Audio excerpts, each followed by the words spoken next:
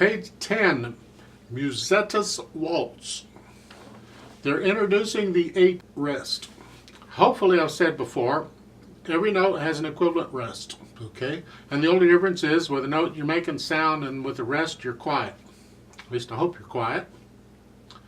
And they show an example of this in the top of the page there. An 8th rest, got a little line there, a stem with a little flag.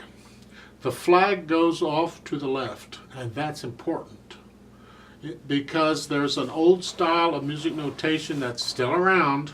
You'll run across it if you look at music that was published 100 years ago or so, and that is it's got a stem with the flag going off to the right. That is a quarter rest. See, so it's confusing. Does the stem go left or right? Because it makes a difference. Is it an 8th rest or a quarter rest?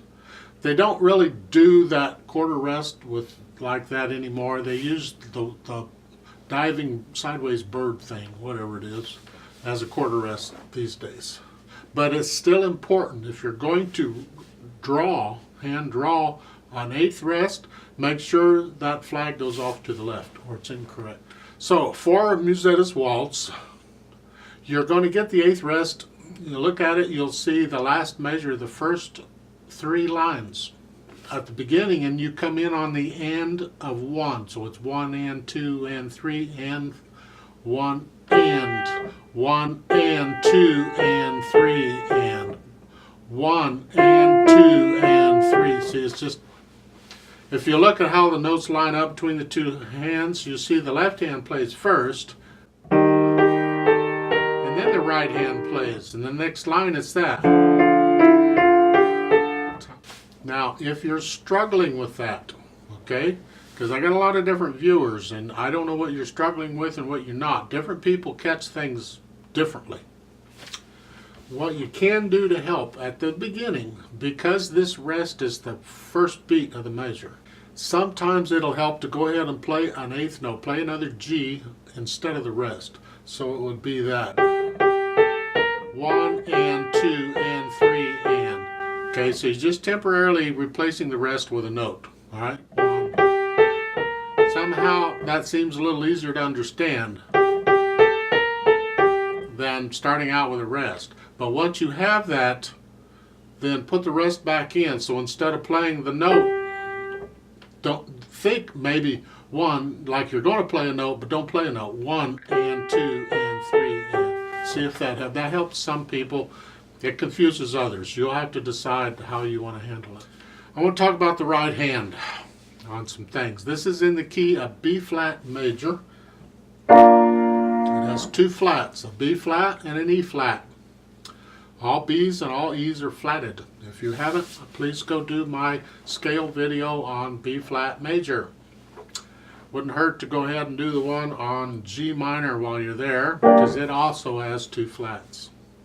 So for the right hand, we're starting out with the 4th finger, and that's fine until you get to the 2nd line. Now you've got a 4th finger on B flat again, and then thumb. You got to bring your hand in. Okay. I would recommend a 1-2 on the first measure of the 2nd line for those 2 E flats, because on the next measure I recommend a 3 on the F. It just works out. And the 3rd measure on the 2 Ds, I recommend a 1-2 again. It's just so I'm not playing the same note repeatedly, or I'm not using the same finger repeatedly if I don't have to. And the last measure of the 2nd line, watch the fingering, it's a 3, 2, 1.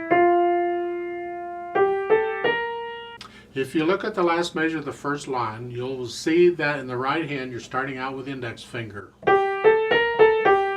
Okay. Well, you go down to the 3rd line, last measure, it's the same notes. Now you're starting out with a thumb. The reason is because of what's coming next. Here you need the thumb because you got to play a high F. Alright? And that helps you. It's connected. It's all one phrase. Now watch their fingering. On the first measure of the last line, all those 8th notes, they have a 5, 3, 1, then cross over and get the third finger on the B flat. It's doable. If you want to do it that way, that's fine. I would like to offer another suggestion, and that is, instead of a 5, you use the fourth finger on the F. So you're coming from the G up to fourth finger. So this is an octave, G to G, and the F is just fourth finger instead of fifth. You're fingering an octave. You're just playing the fourth finger instead of the fifth. Here, and then a 2, 1, and then a 4 on the F flat, on the B flat.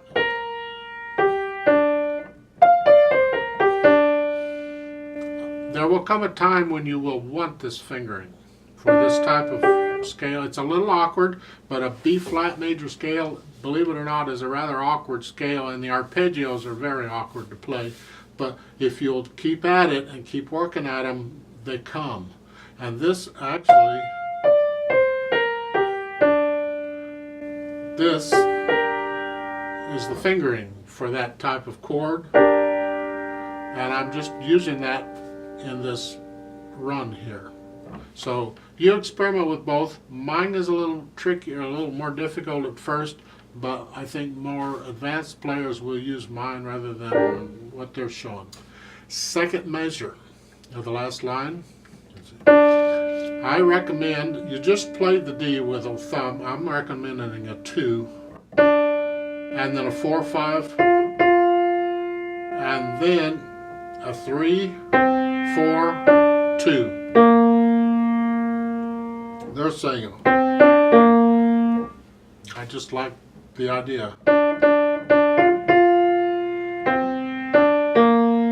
think that works out very well.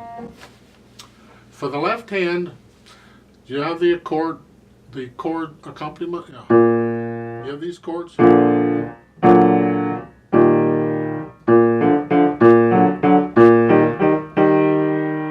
Not a real problem, I'm hoping. When you get down to the end, the very last measure, this B flat has an 8 and a line under it. That's supposed to be an 8 VA. 8 works. Just play it an octave lower down here. So you got dynamics, of course. There is an RIT at the bottom, next to the last measure, where you would slow down. I'm going to ignore that because I'm going to use a metronome. Oh, they are pointing out a new note for you. I guess you have not had the high F yet. First note of the last line. It's the top line of the staff on treble clef. That's an F. So now you know what it is, the 18. And so let's try this together. 3 counts, 3, 4 times. Put your hand in position. Here we go. 1, ready, go.